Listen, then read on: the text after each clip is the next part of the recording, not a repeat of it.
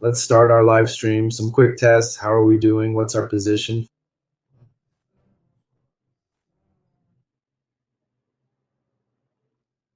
Fix it is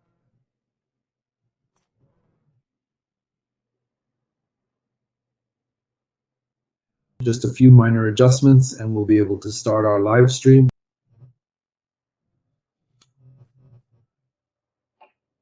We'll start in 3 minutes. This is a topic that I truly want to explore if I can instill a greater awareness in all of you and in myself so that we can start thinking big and stop thinking so small. Think big, think about the whole planet. Today's live stream is all about that idea.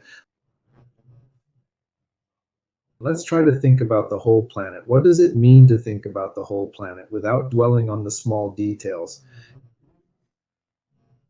It's not about how we were raised, about our society. No, it's about the entire planet. And we're going to try to see if I can remove any biases I had before. Now I'll continue.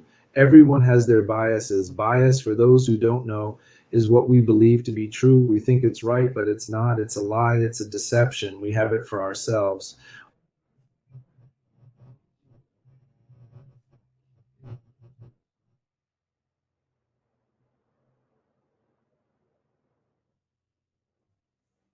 One bias, for example, is when a child wants to eat sweets, sweets, sweets, and the mother says, "Stop, you've already eaten too much." "No, it's good," she continues, thinking it won't do any harm. Then she eats excessive amounts of sweets, and the sweets will do her harm. But for her, at that moment in her mind, eating sweets wouldn't do any harm. It's what she wanted. Did you notice? So often, what we want to think, what we want to be, or what we want to do are sometimes biases. And let's see if we can see an even greater bias today. This idea of a new human rights order is a proposal I have.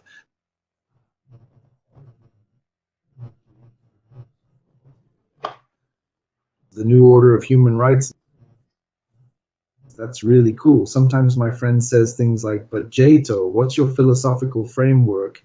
And then, man, philosophy is colonial. It's down below, you won't be able to get there. So let's propose something different. Let's propose something on this level with this greater force. We'll start today's live stream in just a minute. To begin with, copywriting is a cool thing. The live stream also has a little bit to do with the copy, these larger environments, this comfort, this atmosphere. There was a lot of denialism about climate change and things like that. So suddenly we have to change our mindset a little, realize that we've been deceived. To feel that, to perceive that, that's the feeling of it. That's very important. It's not about words, it's about feeling, which is much better for everyone. Okay, it's 8 p.m. Let's start our live stream today. We are in Sao Paulo. Today is November 5th, 2025. Today's live stream is, pay attention to today's live stream. Today's live stream is about the new order of human rights, ADPF first.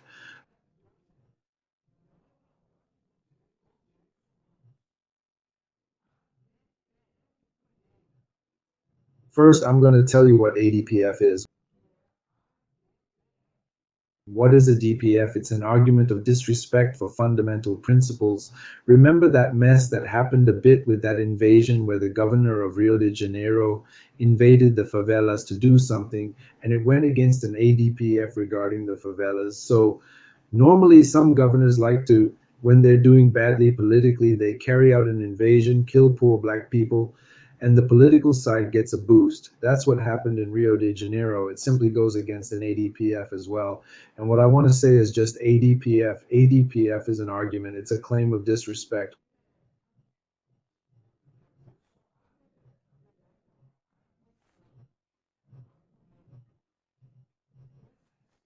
What are you disrespecting? Fundamental principles, human rights. Ready? So today's title, it took so long to talk about the title, right?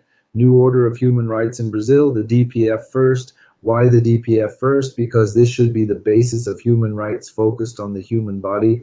And that's what I'm going to explain today. I'm going to make some comments about it. But before we get to this DPF first, we need to know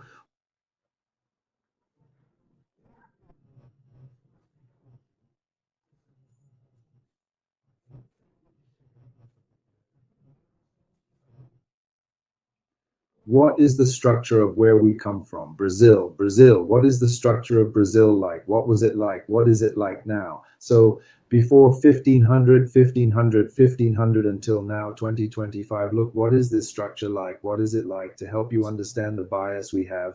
Bias is something we think is right, think is true, but when a scientist goes and shows evidence, does tests, what you thought isn't true. So we have a bias, and this bias is what we're going to talk about with you today. A very interesting bias. There's a human bias, and it's where we were colonized.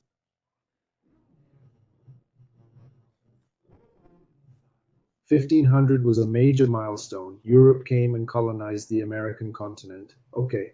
But what was the bias? First, the bias that man is evil by nature. This is a very strong bias, and today human rights still have this bias within them. They don't say it, but they do. It's a bias. So what happens when you think that man is evil by nature? The baby is born, he grows up, and you impose enormous rules on him from top to bottom. And if he disobeys, you tighten the screws on him, punish the baby, punish the child, or punish the adolescent with more rigor, more rules, more restrictions.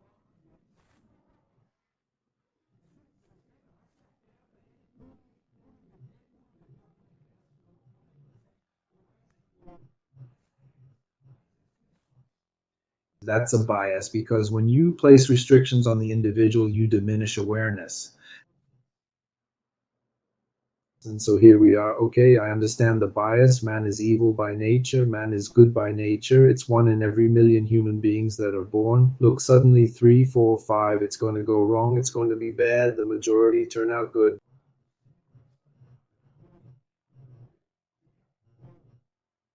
Being in the right environment, being in the right education, being in improved spaces, and that is a commitment of the state, but the state that punishes, that represses, that only collects taxes, that only approaches, then the conscience becomes distorted by the imposition of the state. So that's what we're going to work on today. And here I'm going to make a much heavier criticism of the state. In our state, we have three powers: executive power, judicial power, legislative power. Executive power is now you execute things in your life, in your personal life, you do things.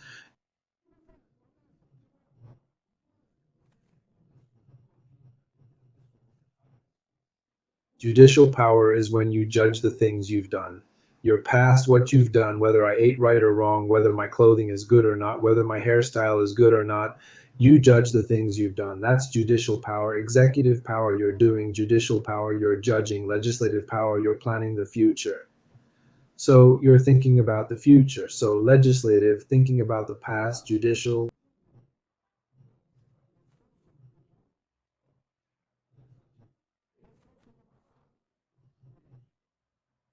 and living in the present. Executive branch, these three branches that we have. Look, I think it's the best system, okay? Truly, I think it's the best system. However, in Brazil, the executive branch,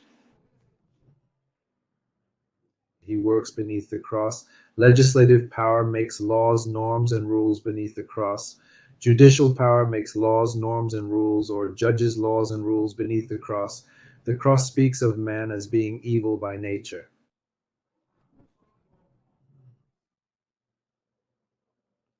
Our flag is under the cross, not even the Brazilian flag is above the cross, because then the flag represents Brazil as a Christian country. Hold on, it's a secular country. So we have a bias, and this bias is normative, and this bias violates human rights. It violates human rights, and that's why this argument of disrespect for fundamental principles exists. Brazil, while claiming to be a Christian country, violates the human rights of those who are secular, but it says it's a secular state. It says it's a secular state, but it acts under the cross. It judges under the cross. It slips under a cross.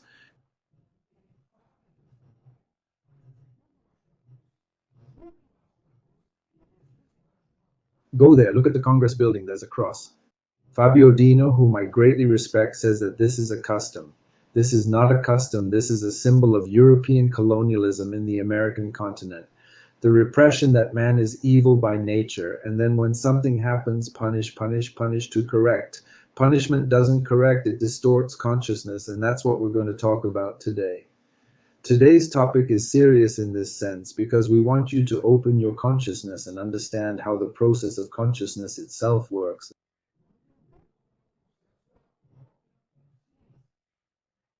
And that's what our state still hasn't understood, because our state relies on laws and regulations to make man good through imposition through the republic. And I force laws and regulations down people's throats.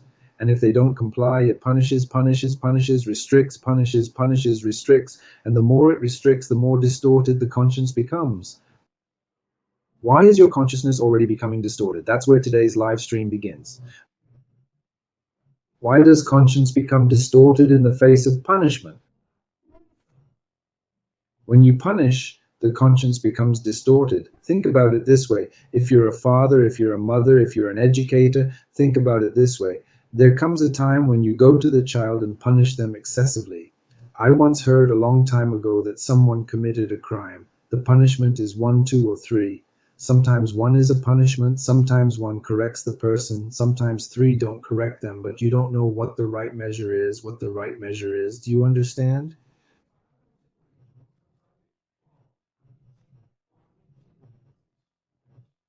So you have a child, if you punish them too much, they become restricted, they don't develop further, they'll have trauma. Therefore, we have a very serious problem with the factor of punishment. Why? Our focus should be on correction. Humans are good by nature, being good by nature, but they erred. Oops, they erred. Let's correct that. Yes, sometimes some things are, you're going to impose a little pain. Pain in a visual restriction, pain in a spatial restriction, so you're going to lock them in their room. Now go to the quiet corner. Mothers tell 5 or 6-year-old children, go to the movie corner. You create a spatial restriction, a restriction to generate a little feeling of pain and restriction, a restriction. That which they love is restricted. The space has shrunk, so this child will now feel that and will reflect on what they did a moment ago.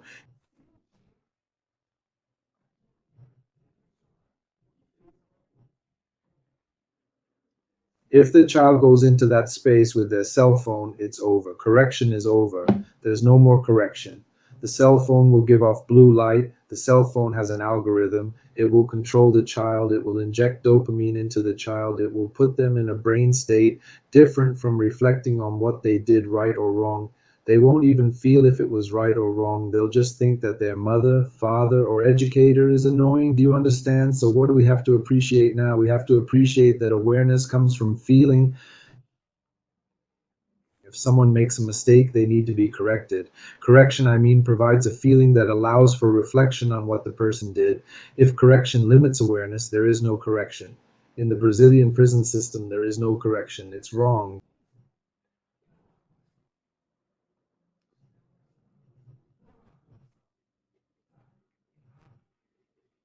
But it's not partially wrong, it's totally wrong, because it's based on a republic, laws and norms of restriction and punishment to correct individuals. It only serves to provide manpower for criminal factions, but nothing. Our prison system doesn't work. Why? Because it's not based on human rights. What are human rights? The human right to have that developed conscience, to emerge from that conscience. Yes, but the person has to be corrected. They have to be corrected. The criminal, the one who erred, the offender. Usually the criminal committed a very serious infraction, but everyone is an offender. You commit an infraction here or there, a disrespect towards someone, cutting someone off in traffic, swearing at someone. You will always be an offender to someone, and someone will be an offender to you. Someone will disappoint you, but you are disappointing someone. That's basic. That's community. That's what we live. So what will happen now? If there is an offender and the infraction was against a law and norms, we need to correct it. But this correction has to be within the context of the offender's awareness, leading them to consider and think about changing their attitude and mindset. If there was a restriction of conscience at the moment of punishment, there will be no correction. The Brazilian prison system, no correction. Why? Because it's a colonial system.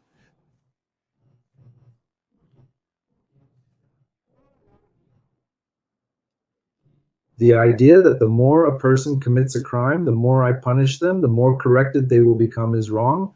Because if punishment restricts many things, conscience is restricted along with it. Jackson, how does conscience restrict along with it? There we have another very serious problem and another bias. Colonial The colonial bias speaks of a self that inhabits the outside and a consciousness that is outside the planet. The colonial system dictates that in order to control the mass of the population, you create deities from outside the planet, and someone with power, usually the number one, my rich friends with enough power to colonize, narrates what this person, this deity from outside the planet, has in terms of norms and rules for the civilization to follow. This is for the benefit of the number one, of whoever has this financial power. So, what are we talking about now? This creation of something from beyond, this need to be thought about, this need to be studied. I'll give you a very clear example to make it perfectly clear. A while back, I went to talk to a philosopher. I wanted to discuss something practical we could implement in a city, like zero waste or something similar, a citizen's currency, something very focused. After a long meeting with this philosopher, he said, "It took me 2 years to learn such a thing philosophically. We don't have 2 years to learn. We feel." And it is from feeling that consciousness arises. It doesn't come from empty words. Words are tools. Consciousness comes from feeling, not feeling. This feeling, sometimes when I talk about it, people get confused. It's not the feeling of feelings, it's the feeling of sensitivity, of sentience. It's the feeling of bodily homeostasis. It's the feeling that I'm not feeling very well.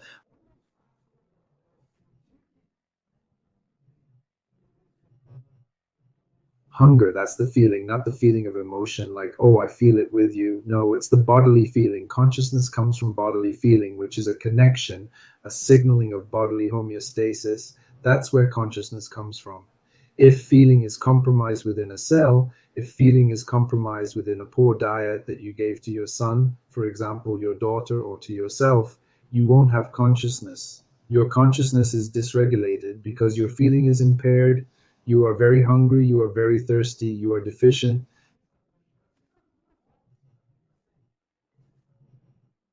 How are you going to correct it? Consciousness comes from feeling. It comes from feeling. That's Damasian thinking, okay?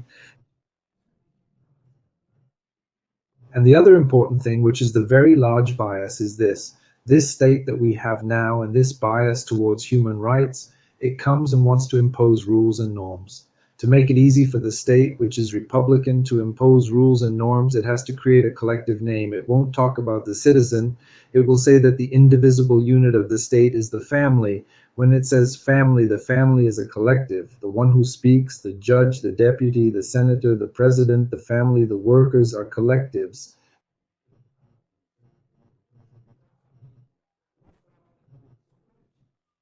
Every time you talk about a collective, whoever is talking about the collective is imposing a narrative about it. This is important. This is extremely important. The narrative about the collective is about forcing ideology into your head. The indivisible unit of the state is the citizen. That's you. Wait a minute. Am I an indivisible unit of the state? Yes, that's you. Yes, but isn't the state a corrupt state? A state that only wants to corrupt me? A state that only wants to bite me?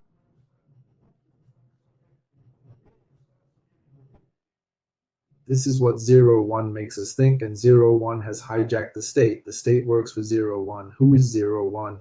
The 120 richest people, the wealthiest CPF holders in Brazil. They really control the state with a bunch of senators, deputies, judges, banks. And what do they do to the state when they hijack it? Look, they turn the population completely against the state, and the state becomes weaker and more corrupt because the number one corrupts the state. The number one, the richest 1% in Brazil corrupts the state. And then they won't let these laws, norms, and rules of human rights happen. They won't let the federal police be more humane because they corrupt. The important thing is to go into the favelas and kill criminals. That's the idea. Yes, but the biggest criminals are on Faria Lima. No, not there. There you have to be careful. You can't shoot there, you understand? So that's the number one.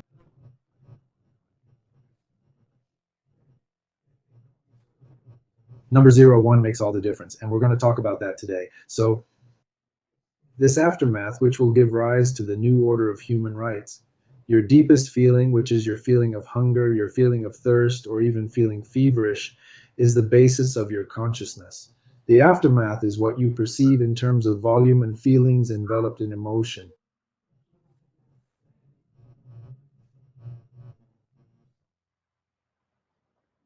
It's a space. Apus is a space. Imagine this. You're dreaming, and suddenly you're dreaming, and you see yourself on top of a mountain in that enormous space, planet Earth. How beautiful. Or you're off planet and you arrive on the planet. How beautiful. Look at the space you're talking about. Suddenly you're in an isolated and confined corner in a small, restricted space. You don't have the freedom to come and go. You have spatial repression. Your consciousness becomes restricted. So, what happens when you enter a park? You look around, you're in the park, you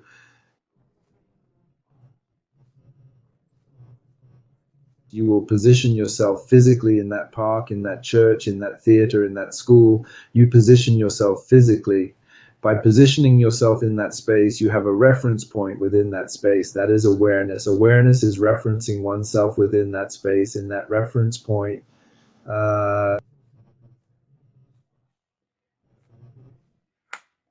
it draws your attention to something that's missing, and you shift your attention here and there, or it's guided by the agenda, and then you in your consciousness are referencing it. You listen to the agenda, asking yourself, who's making the news for you?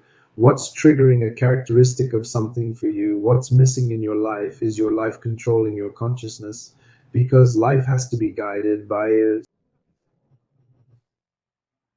So your ideas, your desires, the way you come and go, and your attention is drawn here and there. It's you. If you let this control you, it dictates the agenda. There's the feed. It keeps dictating, keeps dictating, keeps dictating, and it never ends. Then your attention is hijacked and monetized. So you have to dictate the agenda. So what happens? APUS, which I'm talking about, is extended proprioception. So I arrive at a river, a very large river. I saw the Amazon, for example, echoing COP30 now. In an area that reaches the river, it would be a bank of a bank of a.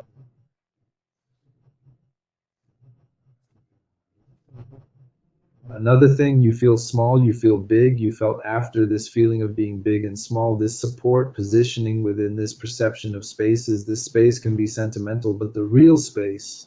So what happens in this perception of space?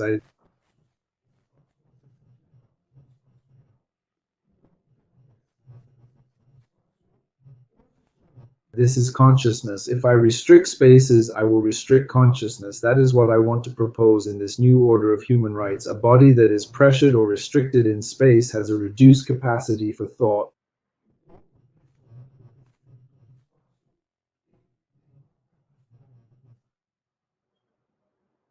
The prison isn't solving anything, it's only isolating people from society. We have to correct them. If we even have to correct them, things are so bad. We need to create space so that these mistakes don't happen from the moment the child is born. And that's where our proposals come in, which you've seen many times. We talk about the citizen's trek, which is about money originating from the immigrant. Drex was supposed to be released in 2025, but I always thought it would be in 2026. Now, in 2026, it's kind of complicated because there's this political aspect involved. Next year, Drex will be released. In 2026, Drex will be released, but it's not a retail Drex, it's an interbank Drex.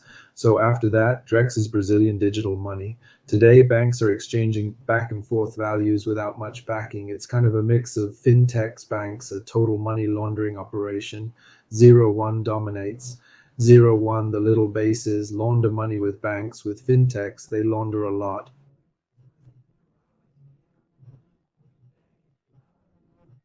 But then with Drex, a Brazilian tax incentive program, this will slow down a little or be restricted a little.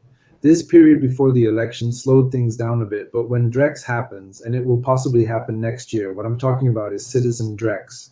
Today, money is born out of nowhere and without backing in Brazil. It's born from debt. Basically, that's it. Debt turns into money. It's like that, out of nowhere. If citizen Drex appears, I'll put Drex and security in the individual, in the child, in the adolescent. And then I take this adolescent who has a space, who has an economic place. He has a guarantee, he has economic security.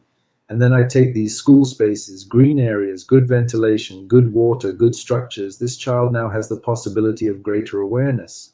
He has more space, he has no emotional restrictions, he has more space to have a differentiated awareness, he can position himself at various different points or have various awarenesses. That's what I'm telling you.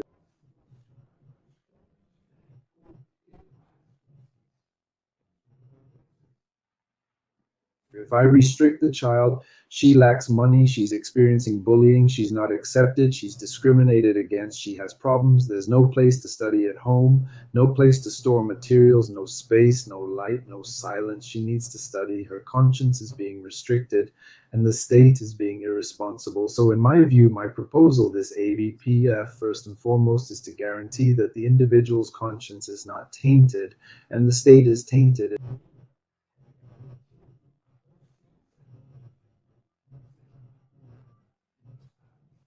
It is tarnishing the individual's consciousness because it is tarnishing the individual's consciousness because of a colonial bias, believing that consciousness is something outside the body.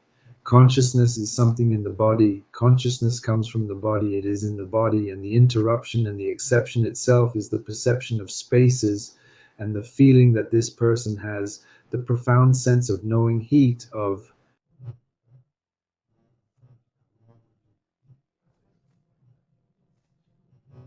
when someone is getting very sick and it's not even a fever, just a general feeling of not being well, that's the feeling I'm talking about. The essence of feeling, and the profession itself is the exception. And then you have a volume, I would call it mental hyperspace, this volume where you position yourself. Now I'm more assertive, now I'm quieter, now I'm more withdrawn, okay?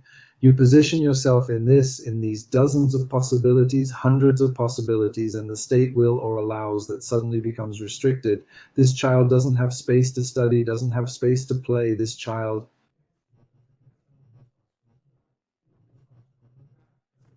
it's being dominated by an algorithm that's imposing dopamine pressure, making it chase after the internet sugar rush. Dopamine is like this. Dopamine is a stimulus that comes to you through your cell phone, for example, a little blue blouse, and it sparks an interest. You make a prediction about the future. Oh, I want those shoes. Oh, if I do that, look at this beautiful gimmick. Look how cool this video is. So you're buying the future and losing your sense of belonging in the present. You lose the now with this idea of the future and the future of tomorrow. So what actually happens to dopamine?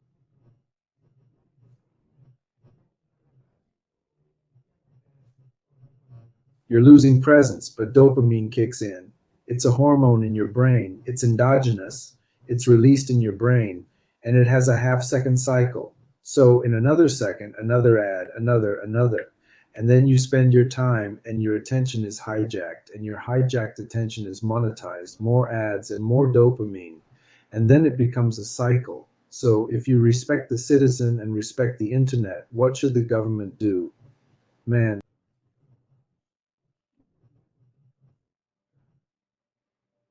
there needs to be a digital report. I need to have a space in the digital realm where awareness is respected. So, an impact report. Jackson, what is the affectation report? There are people who are addicted who are already affected by the internet. The internet itself, the social media algorithms themselves tell you, dude, you're having a problem, you've been here too long, and you're very triggered. And then in this affectation, the internet itself already puts you in neutral zone 2. Zone 3, let me explain again. Zone 1, Zone 2, Zone 3. Zone 1 is when you want to do something for yourself. You push your body to do something. Zone 2, you might be doing it with high performance, but you're no longer pushing yourself. You're fine. Zone 3, something is pressuring you to do it. Dopamine puts you in zone 3.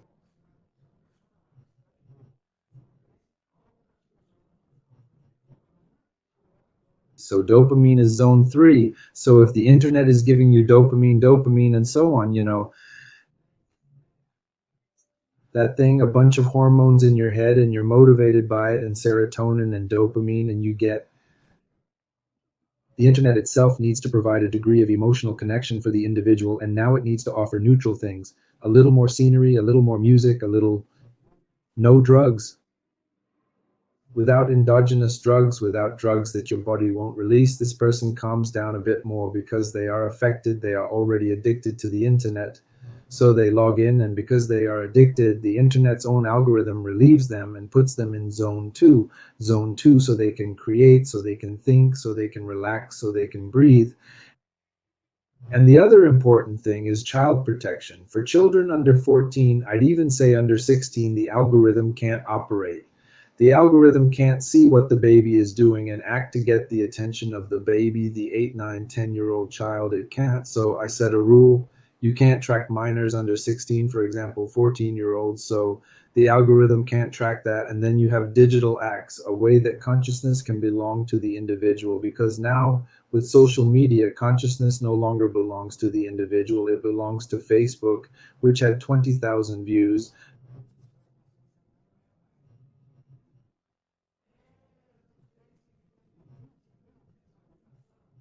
Do you understand? It's no longer about the individual. Usually, if you take 10 things today, 10 things about yourself that you think are important to think about today, 1, 2, 3, 4, 5, 6, 7, 8, 9, 10.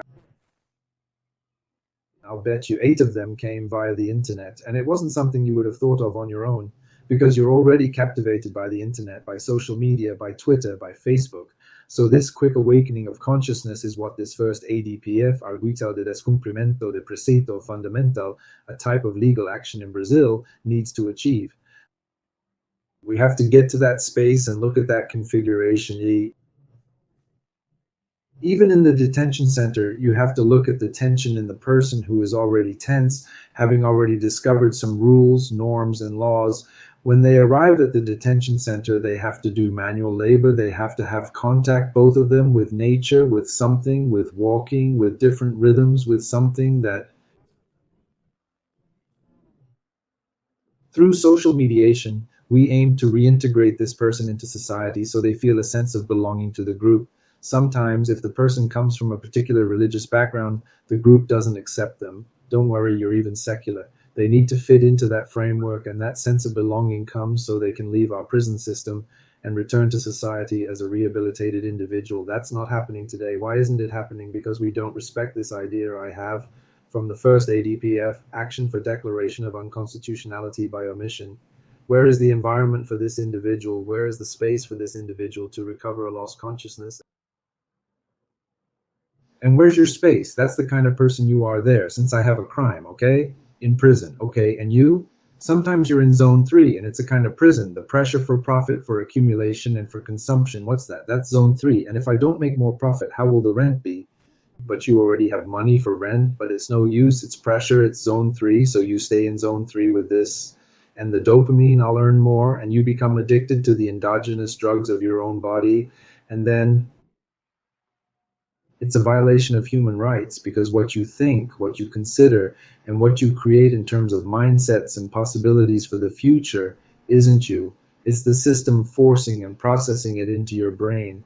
It's disrespecting the consciousness within you, the consciousness of your body, a consciousness that must be free, a consciousness that must propose new things for this planet.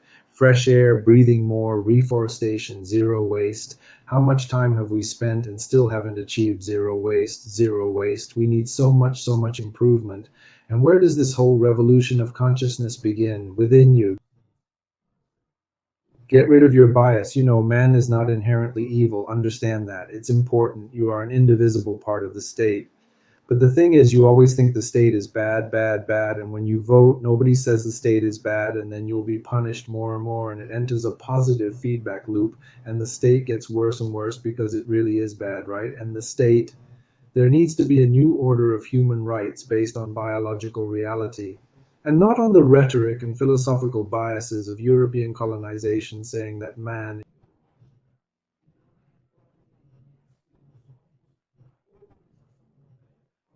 is evil by nature, and under the cross I place laws and norms, and I punish to see if this individual is just, and in truth he is losing his conscience.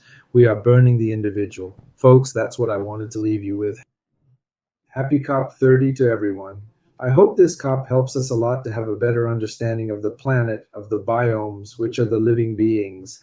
Next Wednesday, I'll talk a little about the COP. Big hug. See you next Wednesday.